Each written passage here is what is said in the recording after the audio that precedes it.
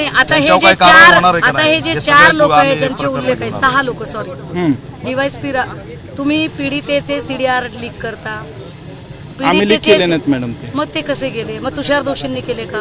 कुणी लीक केले? तुषार दोषी मॅडम press conference तपासासंदर्भातल्या काही ज्या गोष्टी आहेत ते मी आपल्याला तुषार या दोषी- ठिकाणावरती बोलू शकत हा, नाही. बोल, तपासाचे बरोबर आहे. अधिकारी म्हणून मान्य. मला त्याचं बंधन आहे. कोर्टाला मला त्याची मान्य, उत्तरं मला द्यायची. मला मान्य की आपण बोलू शकत नाहीत.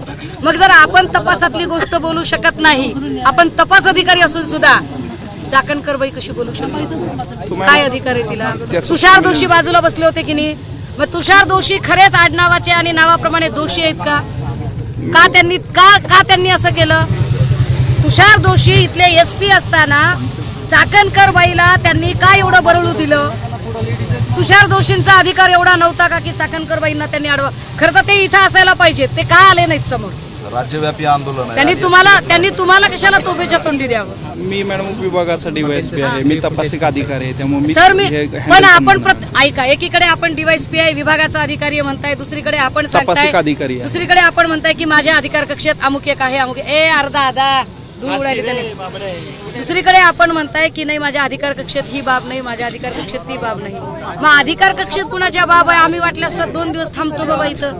आता ह्याच्या पुढे काय बोलायचं?